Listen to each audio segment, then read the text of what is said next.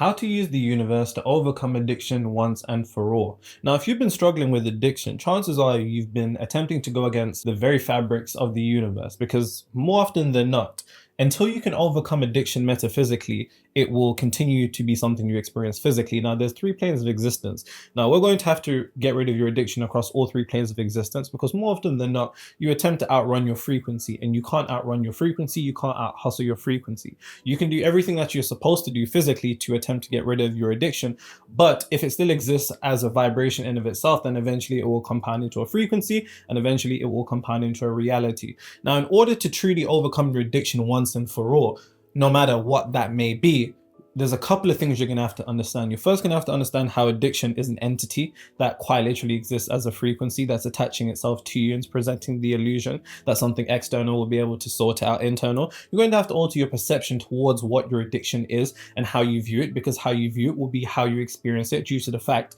that there are no truths in reality other than what the subconscious mind accepts as true. So if you agree to view it in one particular way, that will be how you experience it. You're then also going to have to trace the origin point of this frequency in of itself, because all addictions are nothing more than entities that attach themselves to a particular void within you. And when you do that, then we'll be able to do alchemy in order to transmute that addiction into something else. Now, one thing that I'd like to make abundantly clear is that my drawing skills have improved, ladies and gentlemen. This one's undeniable, innit, AJ? Yeah, this one's good. This one's undeniable, innit? So obviously he's drinking a red cup. You can see he's yacked, he's buzzed, he got Looks a red like a cup. red card. You don't know what's in that red cup. Henny, standard. I'm not a Henny type of person. I'm more of a rare nephew, white rum kind of guy myself.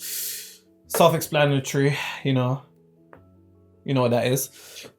Approval. And one thing that I'm going to need you to understand as I progress throughout this video, relax, you're going to get some. You're going to see that addictions aren't just substances. Addictions exist on a multitude of levels, and one of them being love and approval. That one, for a bit more harsher situations, your phone, beating your meat, two hands, been there, you already know.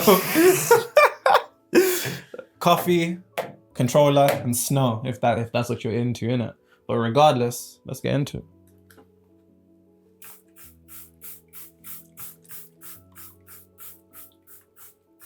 Came across this cool comment. It's pretty long, so I'll summarize it. No. Read it. Read it all? Yeah. Say less.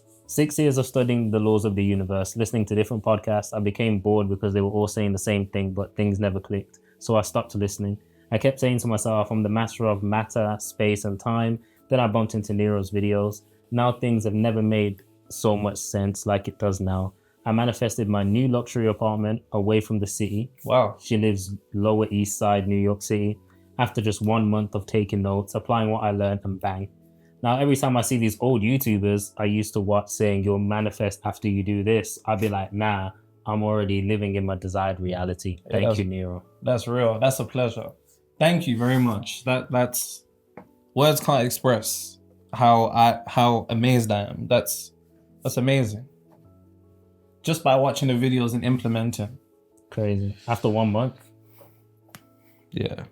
I mean, it sounds like she transcended time, quite literally, which is something that you're going to have to understand. Most people, unfortunately, tie themselves to time. And truth of the matter is, good things don't take time, you make time. And that's due to the fact that time is a constraint that exists within this third dimensional realm. And so long as you're confined to operation from this third dimensional realm mentally, you'll be trapped and confined to the confinements of this third dimensional realm. So that's something you're going to have to transcend. But that's a video for another time, innit?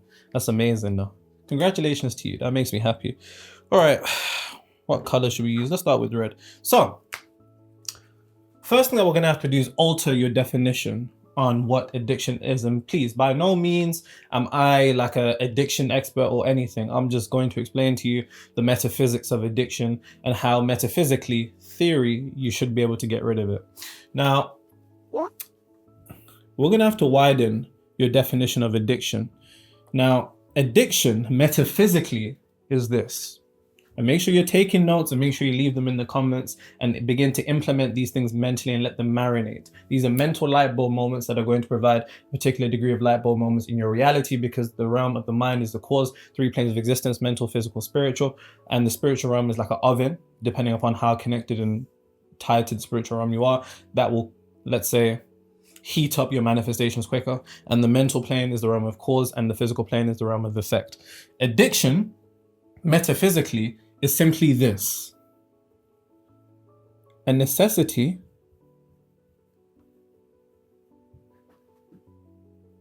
of using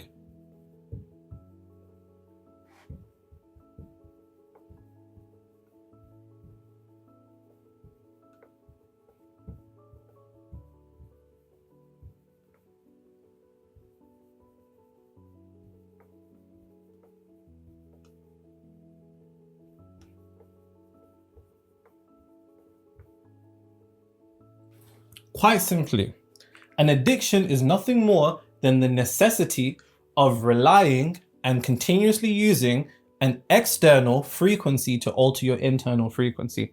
That's it. That's all addiction is metaphysically. Nothing more, nothing less. Now, the particular frequency that you use, it could be drugs, it could be approval,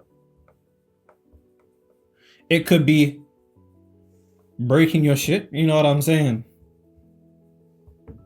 Beating your meat. Don't know why I said that. It could be a multitude of things. Now, I need you to come to the understanding of something. Until you begin to understand things metaphysically, you will not have an understanding of how things work vibrationally. And if you don't have an understanding of how things work vibrationally, when they show up in your reality physically, you will be confused. Addiction is nothing more than the necessity of relying on an external, it could be an external, you can say trigger, substance, no matter what it is. You're relying on something externally to alter your state internally. Like I said, this can be extrapolated to a multitude of things. This could quite literally be drugs. It could literally be approval. It could literally be love. Could even be hate. Could even be toxicity.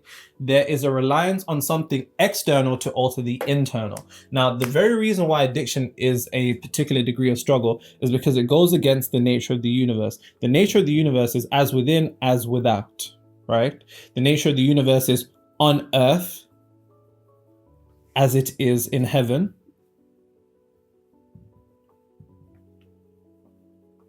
It is the inner leading to the outer, and the mirror will never smile before you do. Now, the irony is this.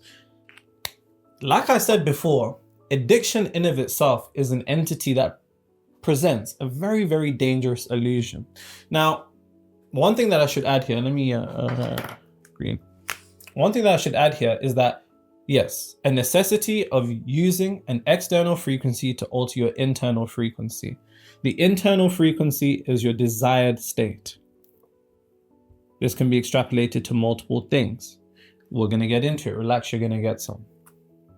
But let me show you how the psychology of addiction works on a metaphysical level. Because essentially, sometimes it can feel like when you're battling addiction that you're in a chess game. And it is a chess game of some sort. It's a chess game with an entity called addiction that we're going to explain how it was formed.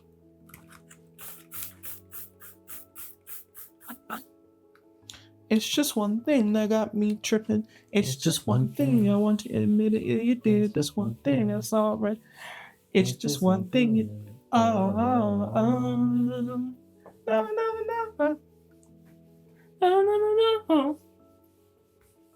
Yeah, you see someone say AJ and Nero will be like, pause this, pause that, but as soon as that camera goes off, they're normal pausing. Wow. It's nothing but resumes. Resume, skip, fast forward, reverse. Let's see. Aw, that comment from that woman makes me very happy. Or the luxury apartment. Yeah. Yeah. In New York. Yeah. At least we know where we're staying.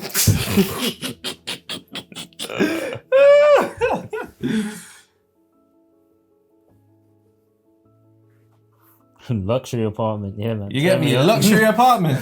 She didn't say apartment, she said luxury apartment. Nah, we gotta spend that stuff.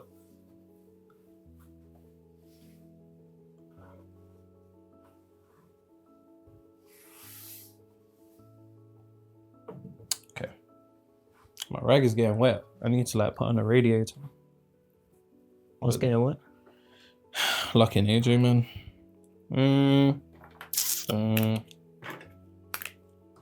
Yeah, I'll be enough. Bro got all the affinity stones. You know what I'm saying? Cool. So, as I said, The definition of an addiction is nothing more than the necessity of relying on an external trigger or something that exists in this third dimensional realm to alter your state internally. That can be extrapolated to a multitude of things: drugs, approval, love, toxicity, no matter what it is, right? Coffee, it really doesn't matter. There's a whole bunch of things. Now, what you need to do is to begin to see addiction for what it truly is. And addiction, for what it truly is on a metaphysical level, is an entity. Now, when I say an entity, I need you to understand something. It is a blind intelligence. Now, this addiction doesn't hate you. It's nothing personal. And that's something you're going to have to do, which is detach all the emotions that you get when you begin to partake in your addiction, which I'll speak about later. But I just wanted to say that at that moment. Addiction is nothing more than an entity that exists as a blind intelligence. It exists on the spiritual plane. Now, because it exists on the spiritual plane, it has the ability to alter the physical, because the metaphysical will always lead to the physical. Remember, before something can exist physically, it first must exist vibrationally, which is a combination of mentally and spiritually. Addiction being an entity, it's an entity that is a blind intelligence that exists on the spiritual plane or the metaphysical plane, and it has the ability to alter the physical. Now, you have to understand the psychology of an entity is one thing in particular. It wants to exist, one, and number two, it wants to keep existing. And it wants to keep existing at any cost. Don't know why that looks like an M, but that says any. It wants to exist at any cost necessary, even to your own detriment. Because sometimes it can feel like when we partake in particular addictions, we can feel that it's destroying us and we don't want to, but it seems as something that we have no control over. And it's quite literally due to the fact that you have an entity attached to you, like a Death Note Shinigami, walking around like this, quite literally. And the thing about the addiction is that it wants to exist and it wants to keep existing. Now, this particular entity was born out of something in particular. And I'll touch on this shortly, but a void. All addictions are born out of a void. I repeat, all addictions are born out of a void. Now, this is where it starts to get a bit techie. It starts to get a bit techie because the entity of addiction presents the illusion that something external can fill the void internally. And that's a bar, write that down. And the reason that's a bar is because right here is the secret to overcoming your addiction and utilizing the universe to get rid of your addiction for you. If you say this slowly, an entity or addiction is an entity that attaches itself and is born out of a void. The illusion it presents the illusion that something external can fill the void of something internal. That's the illusion it presents. That is quite literally the mechanism as to why you partake in the addiction. Because psychologically, down within the depths of your mind, to a degree that you're unconscious and aware of, there's an aspect of you that is a void that desires to be filled. And the addiction says, if you do this, you'll feel better. If you do this, you'll do this, you do this. Essentially, what you're attempting to fill, whether you realize this or not, is a void. But the way that you're going about filling the void is utilizing the external. And this is why nothing that you do physically will ever be able to get rid of that addiction until you understand the metaphysics of it, because the external, and when I say the external, I'm referring to our third dimensional realm, reality. In the Hindu traditions, they call it the world of Maya. It is the illusionary realm. You're attempting to use an illusion to get rid of an illusion that's presented to you. How the fuck does that make sense? It doesn't make any sense at all. And this is why sometimes it can quite literally frustrate us to such a degree that we don't particularly understand what is going on. But like I said, you're going to get the metaphysics and the manifestation of how to get rid of it. But quite literally, you're attempting to use an illusion to get rid rid of an illusion. Anything that's particularly attached to the physical plane, what we call reality, what you call the world that you live in, the universe that you live in, all of this stuff is the world of Maya. All of this stuff is the physical plane, which we only see 0.035% of, right? It's an illusion. And essentially what people do, and what the mistake you're making is right now, is they attempt to use an external trigger, something that exists within the confinements of this third dimensional realm, an illusion, to get rid of a void within. It's an illusion entirely. It's quite literally a game of getting yourself caught up in this cycle where you're trying to get rid of something by using something outside of you. But the truth of the matter is, until you have the capability of understanding how to transmute that void within you and fill it yourself, you will continue to be addicted to whatever it is that you're addicted to. And the first realization, and I always say this, awareness is the first step to transmutation and transformation. You first need to have the awareness that whatever it is, whether it's coffee, whether it's beating your meat with two hands, if you got it like that. That's insane. That is insane. Whether it's snow, whether it's coffee, whether it's... Or the needles. Whatever it is, you have to come to the understanding that all of those things are nothing more than external substances, and anything that exists externally is part of the illusion of this physical plane. So you're attempting to solve an illusion by using an illusion. That doesn't make sense and it will not work. You're attempting to solve something external by something internal without realizing that it's actually the void internal that is leading to this desire of something outside of you. Because you will always desire anything in reality that you don't possess within already, and that's a bar that down. And that can be extrapolated to love, that can be extrapolated to money, the career, no matter what it is. Until you have the capability of giving yourself what it is that you truly want, you will look for it outside of you, and you will try use anything to produce a mirror feeling, anything as close as you can get to it, and you'll be trapped up in the illusion every single time. Now,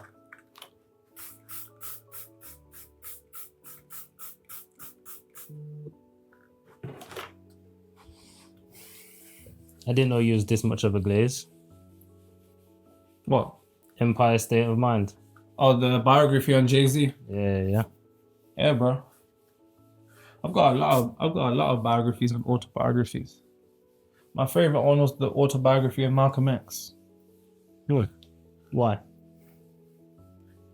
Transmutation at its finest. Marcus Garvey. A lot of these particular figures that people don't really pay attention to, unfortunately. You know Marcus Garvey. As a Jamaican, you should know Marcus Garvey. Yeah. You don't, do you? Yeah, of course not. But I just said, yeah, of course. Yeah, you don't know Marcus Garvey. You should read, there's a book of letters that he wrote and sayings. You should get it. I told you, anything you tell me to buy, bro, I'll buy. Revolutionary something by Huey P. Newton, also a good one.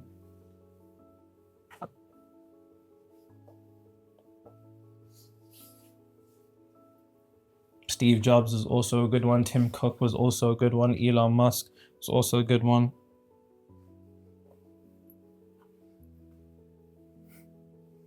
This is actually all right. Nigga, are you reading a book while I'm out here? Just a quick scan through. This guy's not serious. He's literally on my bookshelf going through books. See, this is why they get onto you in the comments. This is why they get onto you. But you know what makes reading this even better? Is that you've already annotated it for me. I need to come here more often. Hey bro, I don't want you coming anywhere near me. Pause. That's gotta be the worst thing you've said throughout. How many videos have we made? How many videos have we made? Yeah, good question. Cool. So, now understanding that addiction in of itself at its core level is an entity that exists on a metaphysical level, which why it has the capability of getting you to do things physically. You have to understand that as an entity, addiction, among presenting the illusion that something externally can fill a void internally, it presents another illusion.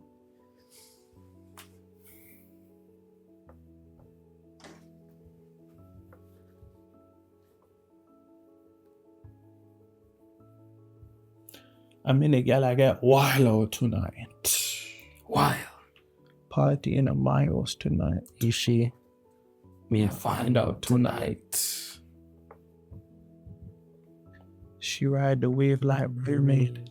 She make shit like earthquake.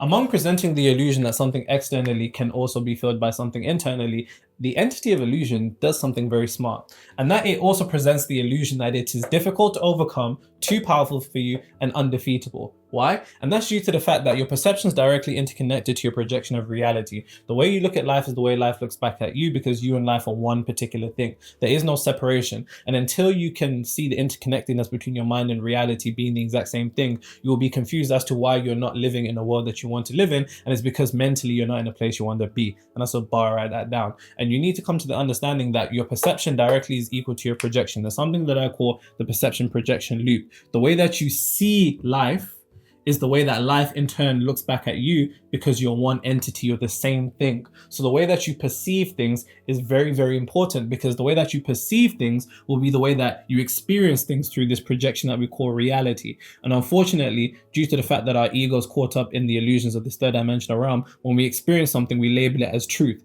And when we call something a truth, what you're doing is actually immersing it deeper into the subconscious of your mind. And pay attention to what I just said. When we call something a truth, we are strengthening and immersing it deeper into our subconscious mind.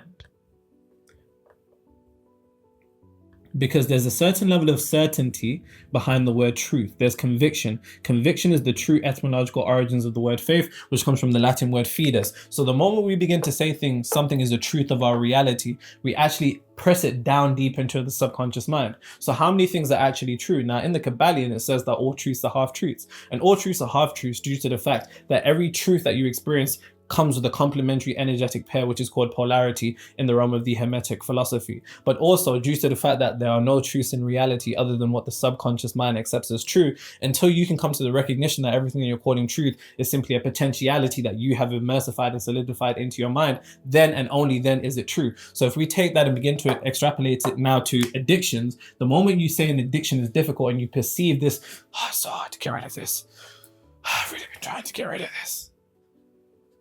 Without realizing, you're perceiving it in a way that is leading to the projection of it, which is leading to the way you experience it, which is leading to you calling it truth, which is leading to you pressing it deep into the depths of your subconscious mind.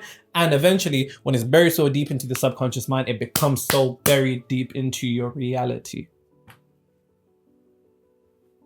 And please, this is for all of them. If you perceive it as something that is powerful, then the way that you experience it will be something that overpowers you, without realizing that the very thing that is overpowering you is part of you. But you're projecting your power into it and giving it power, and then giving it the capability of then getting you to perceive it one way, getting you to project it one way, experience it one way, immerse it as a truth into the depths of your subconscious mind. The only reason it is difficult is because you're perceiving it to be difficult. And the only reason you perceive it to be difficult, more powerful than you and undefeatable, is because the entity is very, very small.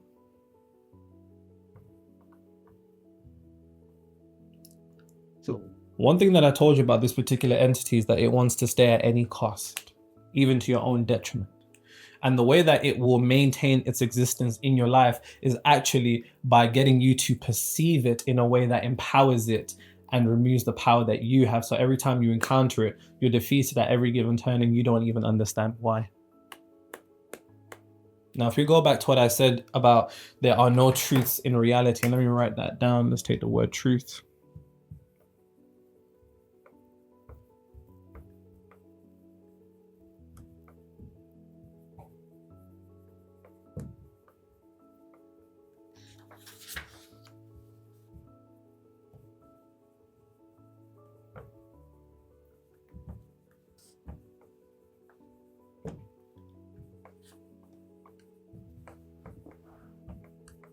Due to the fact that there are no truths in reality other than what the subconscious mind accepts as true, is it true that getting over your addiction once and for all is something that is difficult? All truths are half-truths in accordance to Hermetic philosophy.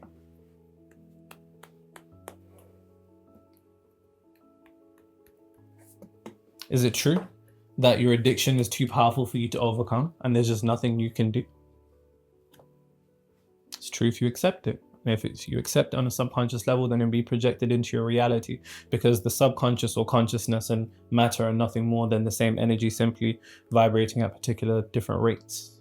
And nothing more, nothing less. Is it true that your addiction is undefeatable? Well, yes, it's a truth if your subconscious mind accepts it as true. How many things are truths in our world? And when I say this, I mean in terms of what you experience in your world, because we may be on one planet as human beings, but there's 8 billion people, which means there's 8 billion different frequencies, which means there's 8 billion different worlds. So the first thing that you need to do is to alter your perception towards your addiction. It doesn't sound easy to say that it's easy to get over addiction, does it? There's probably an aspect of you, and pay very close attention to the chatter that's going on in your mind, because the chatter that's going on in your mind while you're watching this is live feedback from your frequency or the entity of addiction that wants to say. So if I say to you, why isn't it easy to get rid of an addiction? Probably thinking, who the fuck do you think you are? You don't know what I've gone through. You don't know how this has ruined my life. Who the fuck do you think you're talking to? Da, da, da, da, da. Now, let me ask you a question. Is that coming from you, or is that coming from the entity that wants to justify its existence to remain in your existence? And that's a bar. Write that down. And I'm doing nothing more than giving you the metaphysics of how addiction works. I've met people who said it was easy for them to drop an addiction. I've met other people who said it was hard for them to drop an addiction. There's addictions I've had that was easy for me to get rid of. And what's the difference? There's only one mind in this entire universe. God is quite literally playing dress up with each of us. Only one consciousness throughout this entire universe, simply vibrating at different rates.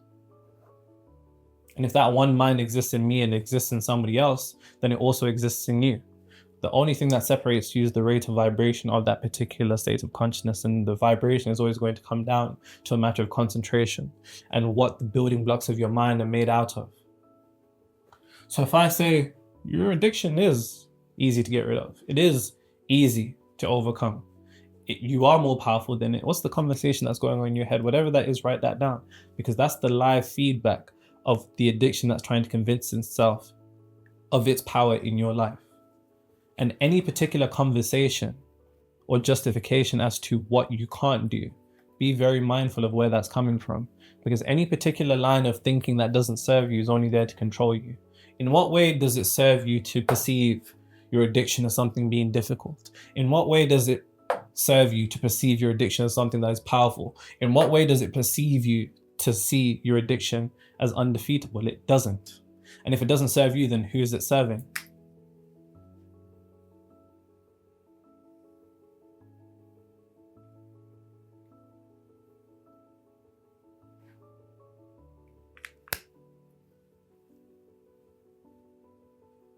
The first thing you need to do is begin to alter your perception, because not until you can change the way you look at your addiction will your addiction change the way it looks at you. If you view your addiction as this big gigantic thing, it's going to look at you as some small weak thing.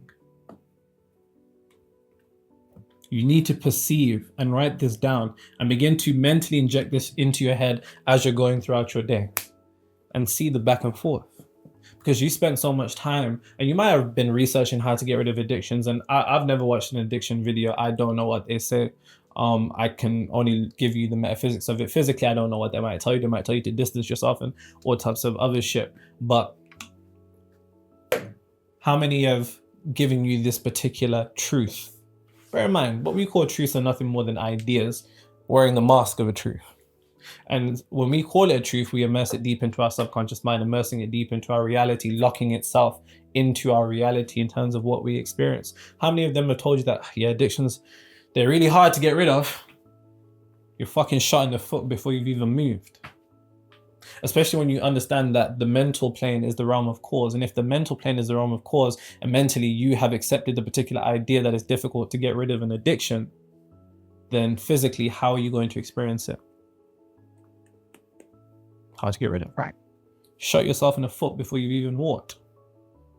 You need to make sure that all the action you're taking is in direct alignment across all three planes of existence. Your mental plane needs to be aligned, your physical plane needs to be aligned, and your spiritual plane must be aligned. Because despite what these spiritual niggas tell you, that you can just sit there and, I don't know what them niggas say, it's like have things come to you.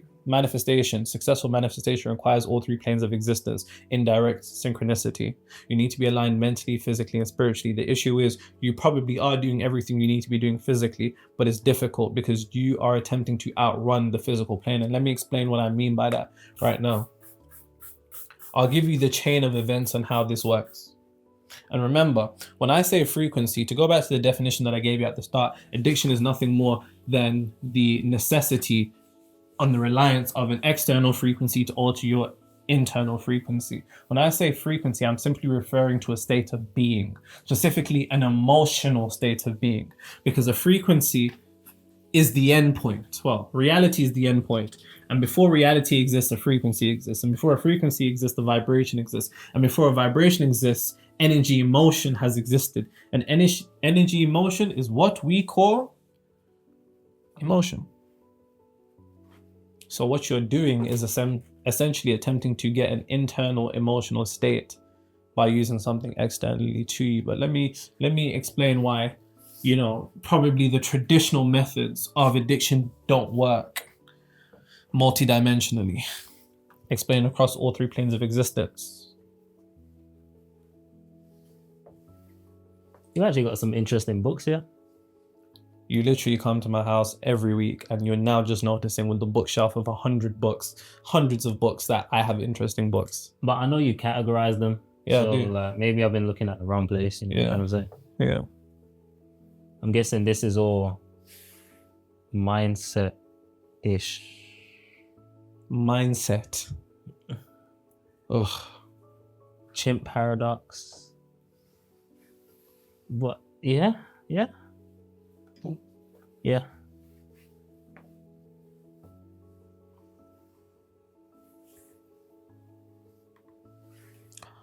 A long time, so we circle the men's that the letter man. Someone goes, I had to drop my weights when you mentioned the enlargement routine. Remember that? Yeah, some guy says he does his enlargement routine while watching these videos. That's crazy. Like I said, if you're doing enlargement routines, you're already cooked, bro.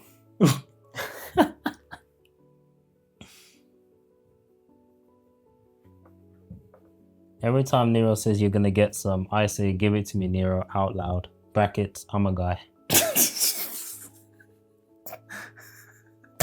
When you read comments like that, part of me is like, you know what? It's probably a girl. Like, let me, it's blessed, whatever. That guy specified that he's a guy. I see what you're on.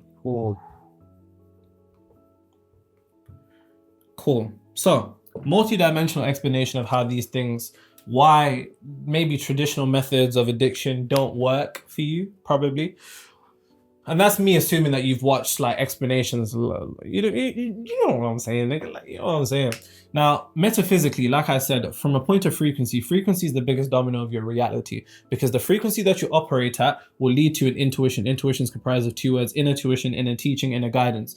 The inner tuition or inner teaching or guidance that you have from the within compels you to do certain things. You'll be sat there and be like, oh, we're bored right now. Let's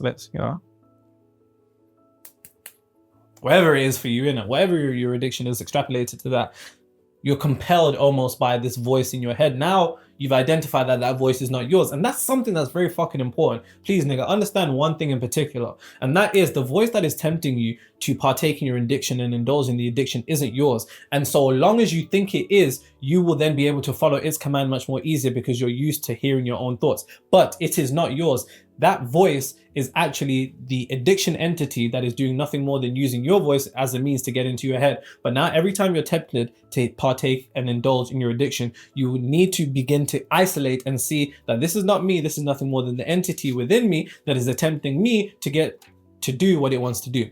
Now, as I said, if you're operating at a particular frequency of, let's say, addiction, which is a void, remember, then the frequency of a void will lead to the intuition. You'll be innerly guided towards doing things and have this compelled feeling to partake in doing something to fill that void, which will then lead to an action of you partaking your addiction, which will then quite literally lead to that particular reality. Now, the big mistake that a lot of people try to do, I would assume, is to try to take action to try to get rid of their addiction. They, might stay away from their addiction, they might keep themselves busy, but every once in a while, due to the fact that frequency is the biggest domino, it trickles down more often than not. You're trying to change reality too far down in the stream or the chain of events that lead to your reality, instead of focusing where you should be, which is over here. Because once you focus over here, the natural effect will be boom, boom,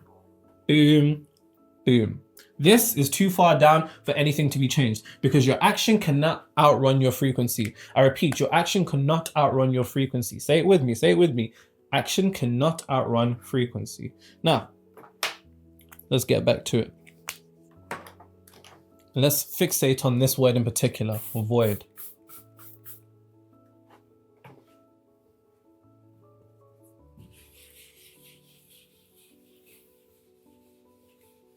She had domes like a cha.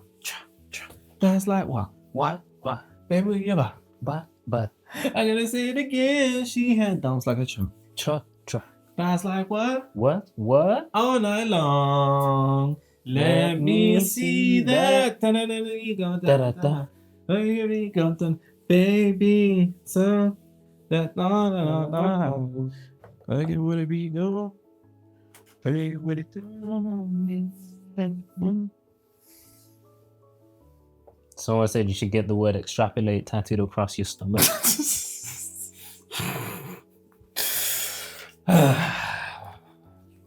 You know what? Fair enough. That is fair. I wish we could start banning niggas from this channel, You should get it tattooed across your neck. Extrapolate on my neck. Yeah. Extrapolate on my neck. Nah. What do you Jamaicans say? Why? That's a why, bro.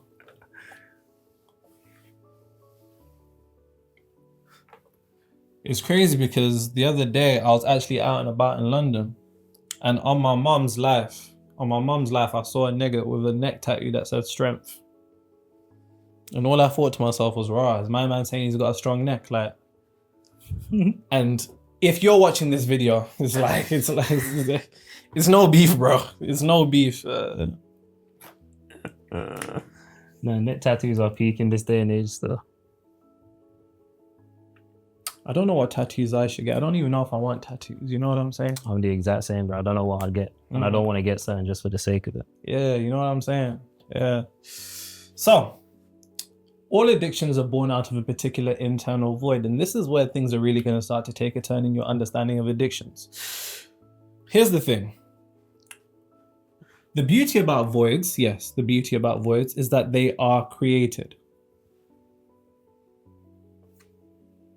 And they're created out of experiences. And those experiences are either an inadequacy of something or gaining something. In this instance, let's say negative air quotes. Now, the thing about experiences in particular, I feel like I've spelled inadequacy wrong, but hey, who gives a fuck, man? The thing about voids is that voids are created from experiences. Experiences typically is when you go through something to which the void produced either takes something from you or it gives you something. Now, how can I say this much more simpler? See, you guys, I'm not an AI, I'm not a robot. I'm having to go through these ideas in my mind and simplify them in a way that makes sense. Let me use a purple pen. Addictions are nothing more than attachments to voids which present the illusion that something external can solve something internal. The mistake that a lot of people make is focusing on the addiction, because the addiction is a symptom and the cause is always going to be the void within. And until you can feel that void within, you will continue experiencing those symptoms, and let's borrow that down. The void within was created through an experience that you went through your life. Now, I don't know what this was. Please, and yes, I'm going to use the word, extrapolate this to whatever your addiction is. What you're going to have to do in order to begin to alter that void or fill that void, the first thing you're going to have to do is trace its origin and the origin of the void. Now, this is just going to be me going off the top of my head based on some of the addictions that I drew earlier. So let's say part of your addiction is due to the fact that you went through a particular experience in childhood where your parents didn't treat you in a particularly loving way, or they didn't want you. Then the void that you have is going to be feeling like a burden. That void of feeling like a burden is what you ultimately use addiction in order to get rid of. And please, you're going to have to go through and think about this in your life. Niggas always asking me, like, what's the best book to read? The best book to read is the past chapters of your life. And that's what borrow that down. Because it's not until you can begin to trace the origin of this void, whether it's pinpointed to one experience, if you can, or a collection of experiences, a culmination of different experiences that result in the totality of one particular emotion, no matter what that be. Let's say in this other instance, you know, in one, you feel unlovable, right? You went through an experience that made you feel unlovable. Then that could be something that you use. Another one could be that you feel unsafe. Another one could be that you feel guilty. Another one could be that you feel shameful or ashamed. Another one could be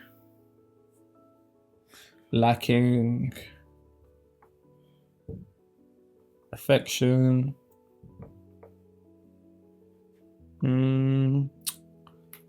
Anyone's coming to your mind as to why people would feel a particular burden?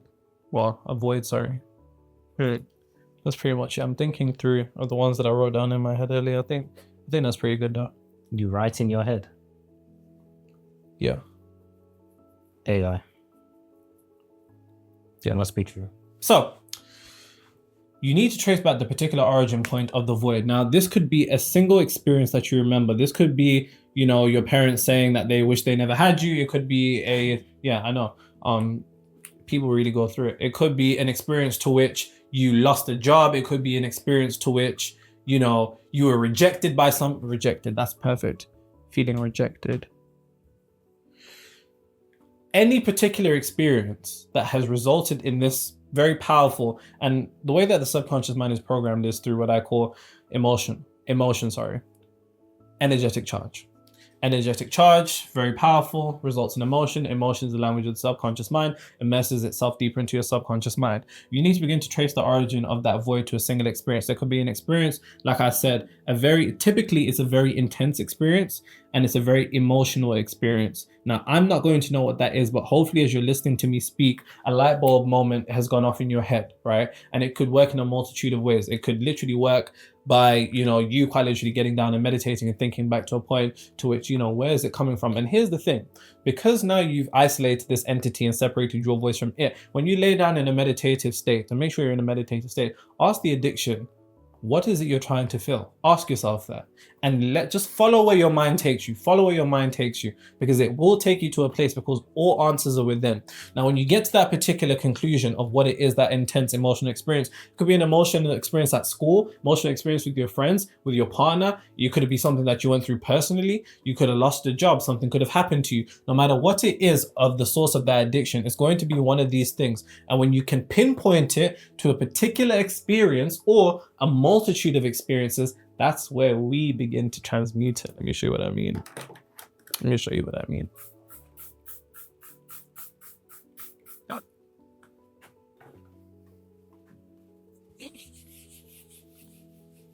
This is 2 comments now that I've seen. They're saying, save Canada till the summer and take a trip when Caribana is here. I don't know what that is.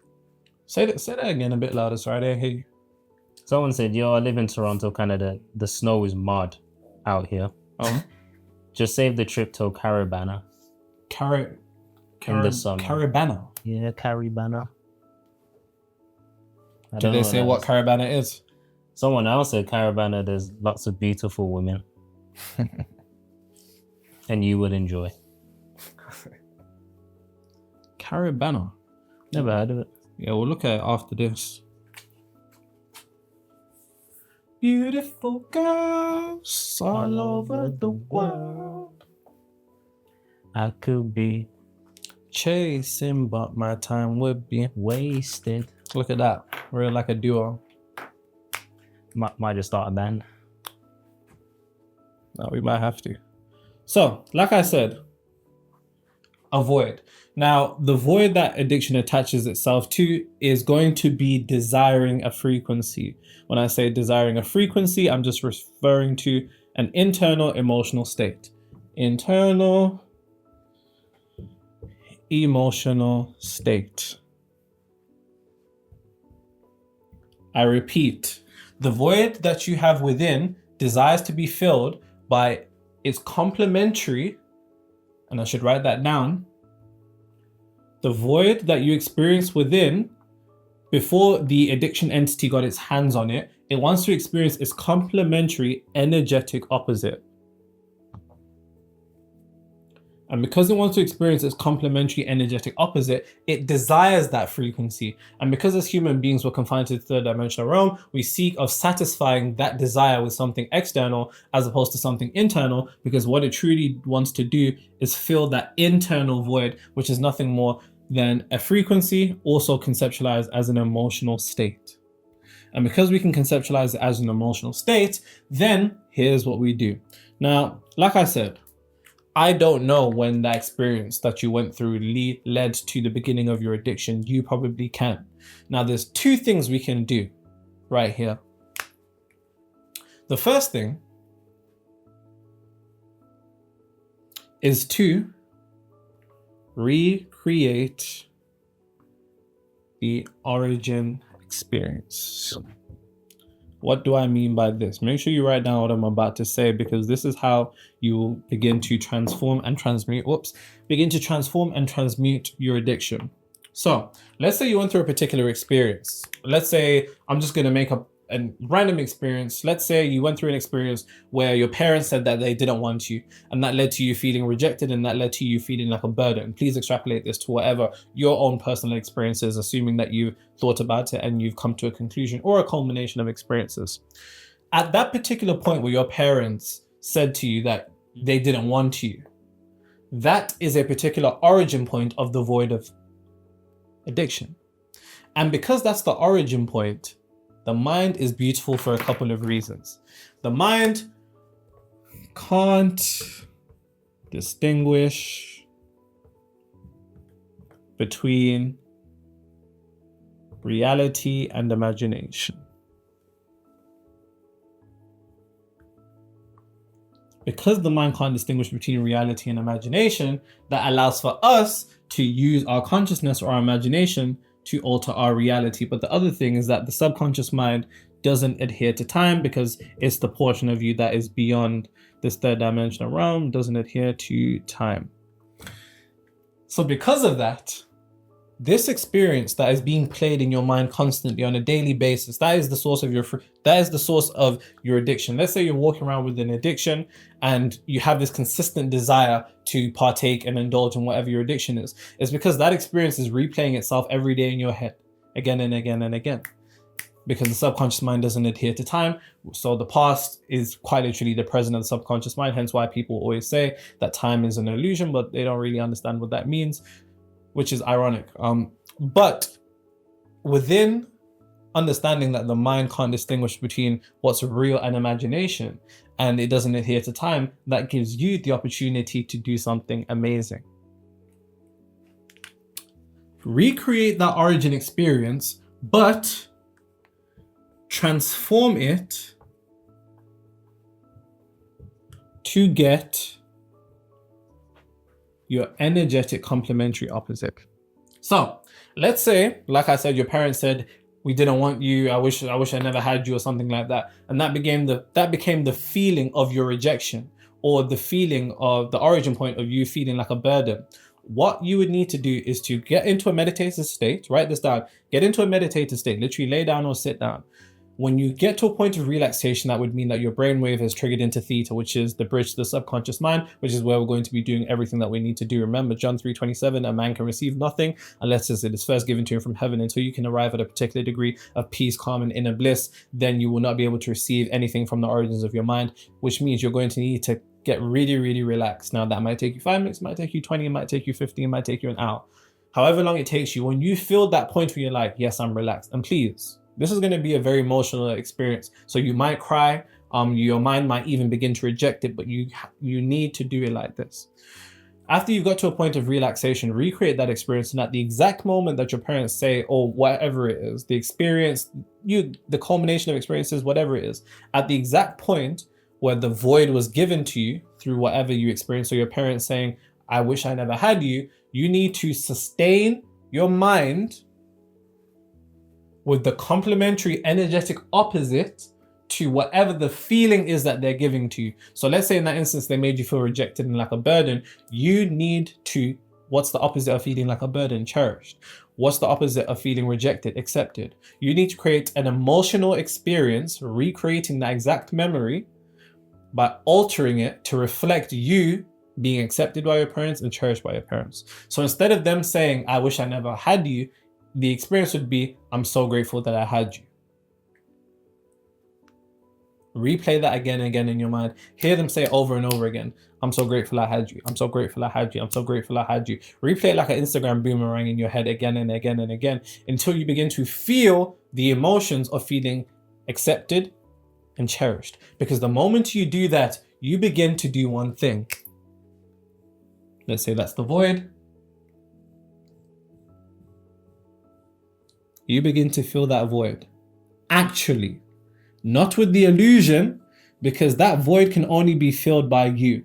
An internal void can only be filled by something internal. And everything you're doing is internal. And that's how you begin to fill that void. And ironically, the moment that you can begin to replace the frequency that is outputting a feeling like a burden or uncherished or underappreciated or rejected with feeling cherished and appreciated, everything around you, not only will your reality change, but you will no longer have the desire to go get that frequency from something else outside of you. Because what your addiction presents the illusion of is if you do me, like if you do this drug or if you do this or you do this, no, I don't mean like do me like me, but you get what I'm saying. If you indulge in this, I will make you feel like this. No. You need to make yourself feel like this by using your imagination and your consciousness, so then you will no longer have the desire to go seek it outside of you, because you only will go seek to satisfy that frequency, that void internally, if you aren't filling it yourself.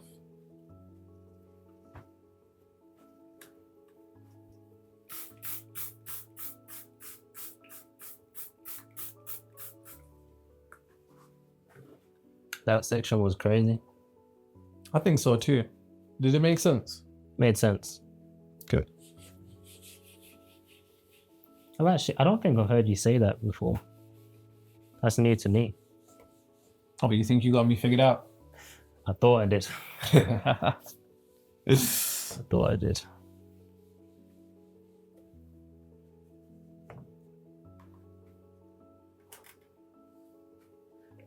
Stop teasing me.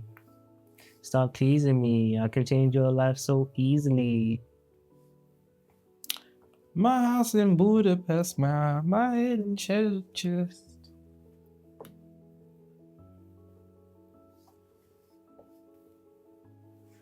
Nothing but your t-shirt. Oh, I'm not by myself then.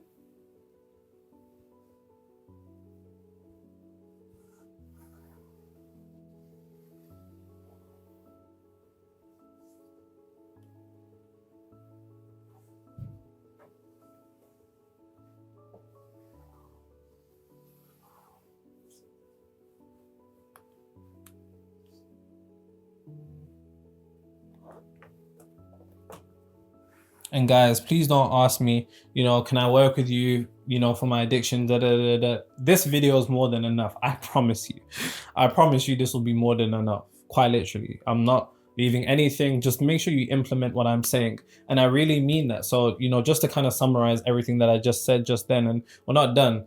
Relax, you're going to get some.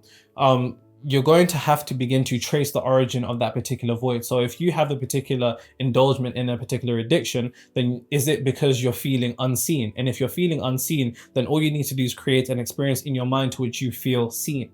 And that could quite literally be by imagining those You could literally imagine strangers running up to you and telling you that they love you. And I quite literally mean this, because this is going to do two things. It's not only going to alter your reality, because the moment that you begin to internally shift to a degree to which you're no longer emotionally dependent upon seeing reality change, the moment that you give yourself these feelings of feeling cherished, appreciated, loved, accepted, then in turn you're going to force reality in order to treat you the same. So people are going to treat you way different. You're going to experience reality way different. You might get more clients in your business, you might get promotion, you might get that job, you might get that person, all as a side effect. But the most important thing is that the more that you are sustaining yourself internally, the less you will need to look for things outside of you to sustain yourself. And that's a bar, write that down. Because the moment you begin to sustain yourself and fill your own void internally, you will then no longer turn to externality to fill that void for you. And that addiction just won't look the same. Because the way that you feel in your addiction is how you need to feel right now.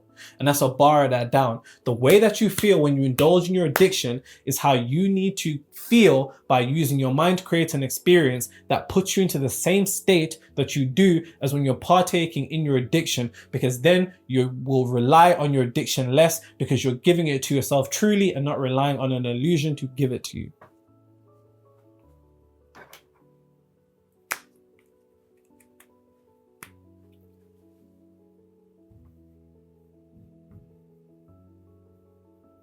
I'm Mr. Too Slippery, nigga. I'm with the fucking... Oh, shoot.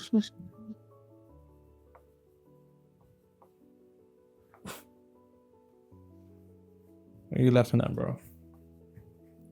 I don't know if you replied to this, but someone said, Nero, make a video about masturbation magic. The irony is what they're saying is actually a very, very serious thing. It's not even a joke.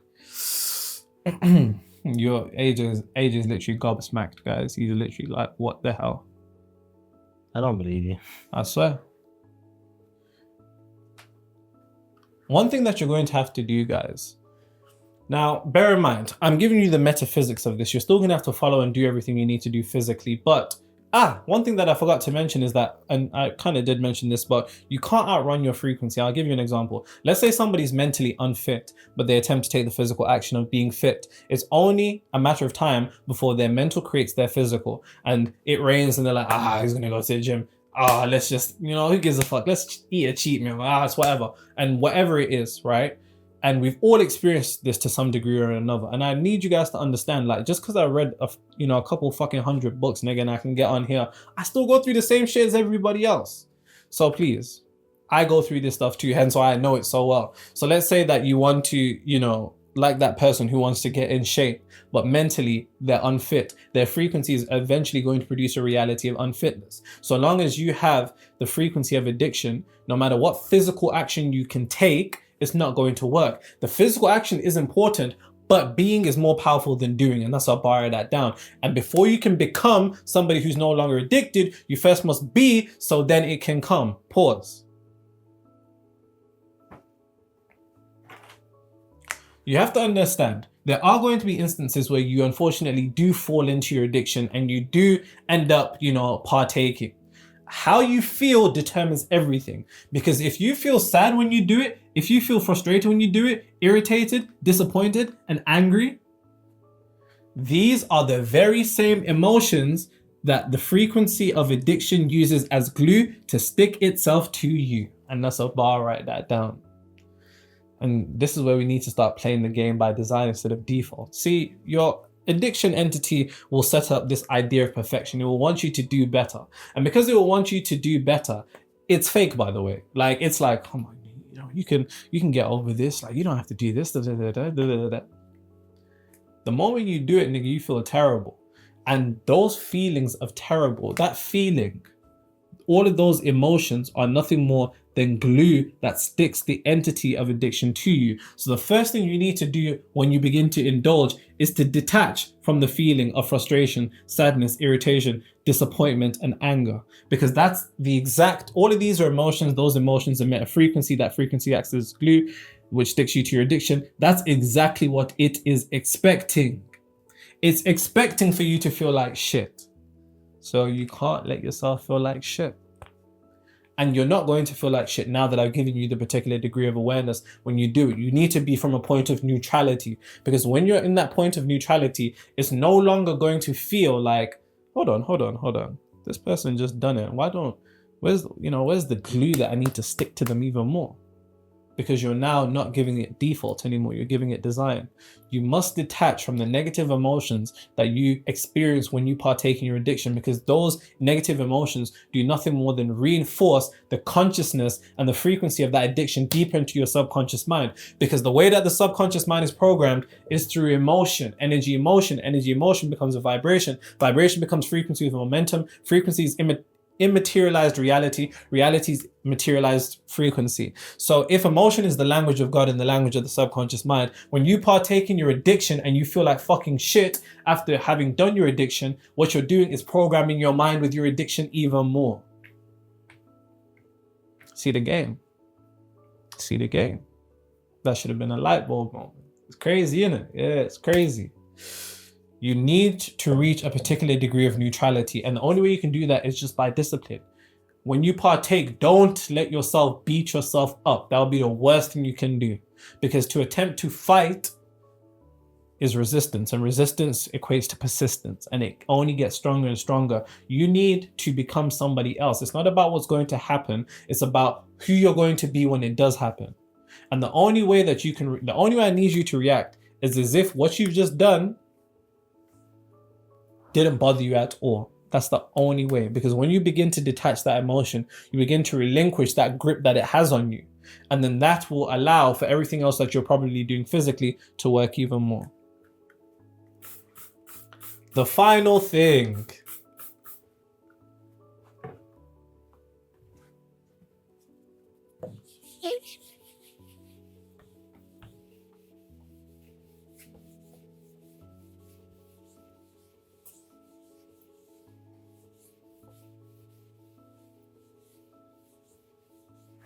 This thing literally ties everything together. I can't emphasize the importance of this.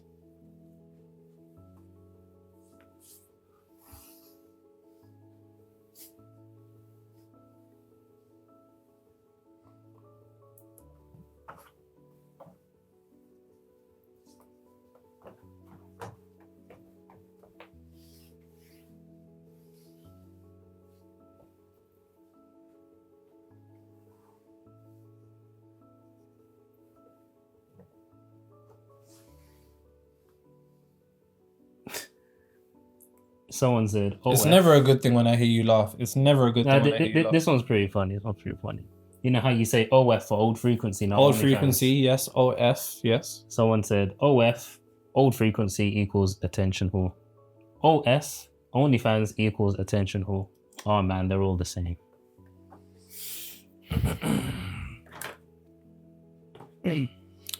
Niggas are concerned about the OnlyFans girls. You should be concerned about their audience. True. If there wasn't a market. True.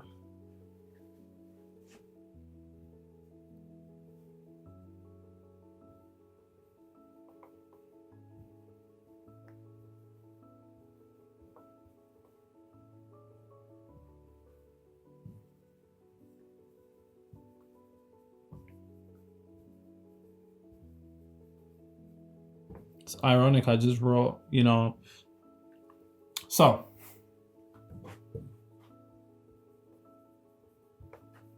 so long as you're operating from these two particular ideas, which is nothing more than variations of the same thing, which is either the idea that I am addicted or I have an addiction, which is ironic because you don't have an addiction and addiction has you. That's a bar that down, and it has you because you don't have yourself. That's another bar that down. And the moment you have yourself, you will no longer desire to utilize an external condition to alter your internal state, and that's a bar that down too. These two particular ideas of AJ's gobsmacked. Bro went back to back to back. Yeah. Like Ronaldo in the Champions League. I don't know about football, but yes. So these two particular ideas of I am addicted or I have an addiction, and so long as you have these particular modes of operation, and bear in mind, I'm not saying you need to act like you don't have an addiction. Well, kind of, that is what I'm saying. But I'm not saying you should deny the idea that you have an addiction, but you need to deny the identity of being an addict. And I don't know what they say. I've only seen like AAA meetings and like TV shows, and they're like, "Hi, Jeff," and they're like, you know, I'm an alcoholic or whatever it may be, which is good because awareness is the first step to transmutation. But there comes a point to which you need to understand that in order to see your reality change, you need to change first. And the only way that you can not become somebody who's held by an addiction is if internally you are that same reflection. So these two particular ideas of I am addicted or I have an addiction set in motion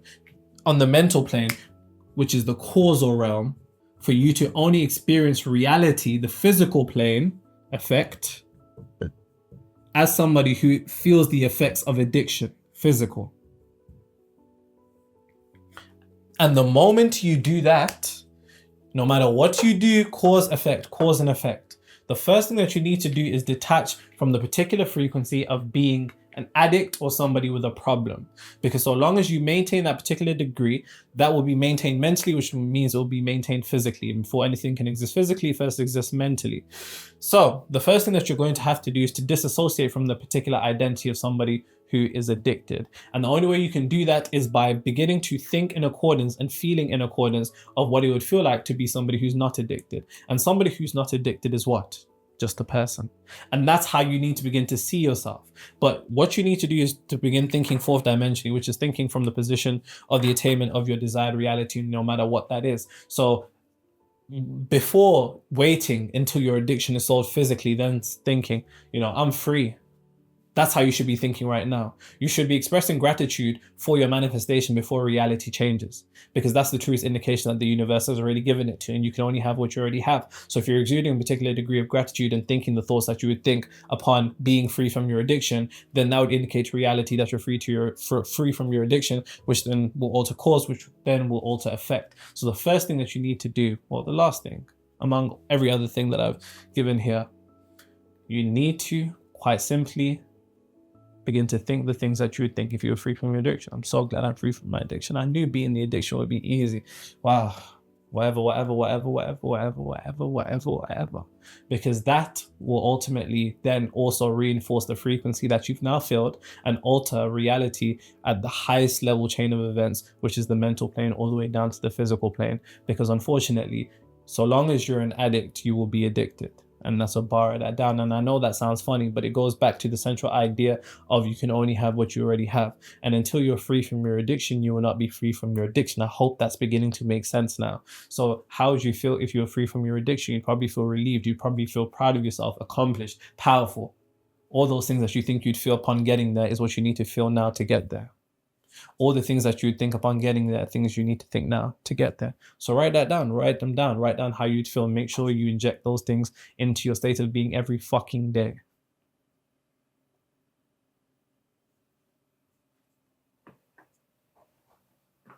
Yeah, you've been cooking up still.